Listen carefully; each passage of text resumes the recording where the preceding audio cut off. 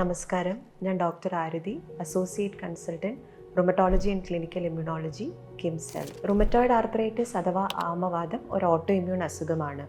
ഈ അസുഖം നമ്മുടെ പ്രതിരോധ ശേഷിയുടെ തകരാറ് മൂലമാണ് ഉണ്ടാകുന്നത്. ഈ അസുഖത്തിൽ പ്രധാനമായും കാണുന്നത് സന്ധികളിലുള്ള വേദന, വീക്കം, നീർക്കെട്ടാണ്. ഏത് ജോയിൻറ്റിന് വേണമെങ്കിലും ആമവാദം ബാധിക്കാം. പൊതുവെ കൈയിൻ്റെയും കാലിൻ്റെയും വിരലുകളെ സന്ധികളെയാണ് ഈ അസുഖം കൂടുതലായും ബാധിക്കുന്നത്. രാവിലെ എഴുന്നേൽക്കുമ്പോൾ വിരലുകൾ അനക്കാനുള്ള ബുദ്ധിമുട്ട്, സ്റ്റിഫ്നെസ്, കുറേ നേരം വിശ്രമിച്ച് കഴിയുമ്പോൾ സന്ധികൾ അനക്കാനുള്ള ബുദ്ധിമുട്ട് എന്നിങ്ങനെയാണ് ഈ അസുഖത്തിൻ്റെ പ്രധാന ലക്ഷണങ്ങൾ. ഏത് പ്രായക്കാർക്ക് വേണമെങ്കിലും ആമവാദം ഉണ്ടാകാം. പൊതുവെ 30നും 50നും വയസ്സിനിടയിലുള്ള സ്ത്രീകളിലാണ് ഈ അസുഖം കൂടുതലായും കാണപ്പെടുന്നത്. ശരിയായ രോഗനിർണയത്തിലൂടെയും ചികിത്സയിലൂടെയും നമുക്ക് ആമവാദം നന്നായി കൺട്രോൾ ചെയ്യാൻ സാധിക്കും.